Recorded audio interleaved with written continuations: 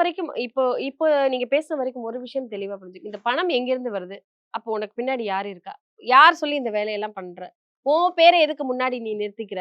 உன் பேருக்கு பின்னாடி மக்கள்லாம் ஏன் உன்னை தேடி வரணும்னு நெனைக்கிற? நெறைய கேள்விகள் இருக்கு.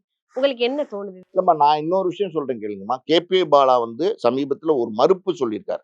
அத விஷயமா சொல்றேன் கேளுங்க. அதாவது அந்த மறுப்புல கே.பி. பாலா என்ன சொல்றாருன்னா, அதாவது ஒரே ஒரு படம் நடிச்சேன். என்ன வன்மம் என் மேல, என்ன வன்மம் என் மேல. இந்த ஒரு படம் நடிச்சதுக்கு என்ன இப்படி பண்றீங்க அப்படிங்கிறாரு. நான் என்ன கேட்கிறேன், நீ ஒரு படம் நடிச்சதுக்கு யார் பண்ணுவான்னு கேட்கிறேன். யார் பண்றான்னு கேட்கிறேன். நான் என்ன கேட்கிறேன், ஒரு படம் நீங்க நடிக்கிறீங்க. அந்த நடிக்கிறதுக்காண்டி யார் என்ன பண்ணுவா? அப்ப வந்து ரஜினிகாந்த் வந்து தனியா வந்தவரு. அந்த காலத்துல எம்ஜிஆர், சிவாஜி தனியா வந்தவரு. ஜெமினி கணேசன் தனியா வந்தவரு.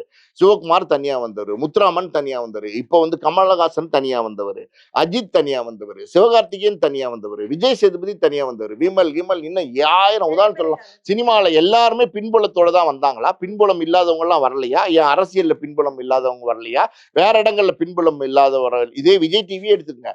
எந்த பின்புலத்தோட யார் வந்தா? விஜய் டிவி பிரபலங்கள் எல்லாருமே தனியா வந்து அவங்களுடைய பெர்ஃபார்மன்ஸ் பண்ணி அவங்க வந்து பேர் எடுத்தவங்க தான் எல்லாருமே இருக்காங்க.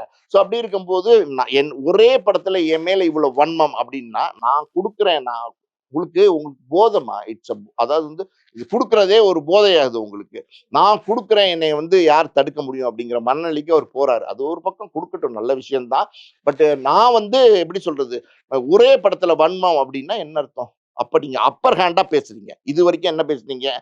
ஏதாவது எங்கேயாவது கேட்கும்போது கைய கட்டிட்டு, "ஐயோ! நான் கஷ்டப்பட்டு அது எப்படியாவது மக்களுக்கு குடுக்கணும்னு நினைக்கிறேன். அதை இவங்களுக்கு பண்ணணும்னு நினைக்கிறேன். அவங்களுக்கு இப்படி பேசிட்டு இருந்தீங்க. பேசுனீங்களா?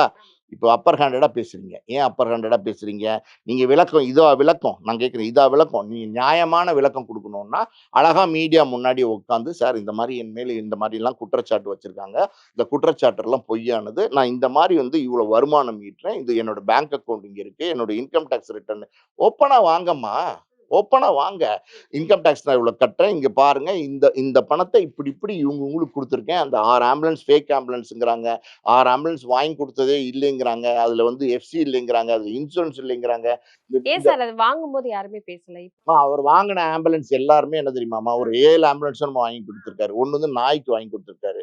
அப்புறம் வந்து ஒண்ணு பார்த்தீங்கன்னா, அந்த ஒரு சவ ஊர்வலத்துக்கு எடுத்துட்டு போறதுக்கு வாங்கி குடுத்துருக்காரு. அது இல்லாம பார்த்தீங்கன்னா, 5 ஆம்புலன்ஸ் வந்து பப்ளிக் யூஸ் பண்றதுக்கு, உடம்பு முடியாதவங்க எடுத்துட்டு போறதுக்காண்டி யூஸ் பண்ற ஆம்புலன்ஸ் வாங்கி குடுத்துருக்காரு. இந்த ஆம்புலன்ஸ் வந்து ஒரு வாங்கி குடுத்த ஆம்புலன்ஸ் எதுவுமே எஃப்சி இல்லாத ஆம்புலன்ஸ்ங்கிறாங்க. எஃப்சினா fitness certificate. Fitness certificate RTO குடுத்திருந்தானா தான், அந்த ஆம்புலன்ஸ் வந்து நீங்க ரோட்லயே ஓட்ட முடியும். ஸோ அந்த எஃப்சியே இல்லாத ஒரு ஆம்புலன்ஸ் தான் அவர் வாங்கி குடுத்ததா சொல்றாங்க.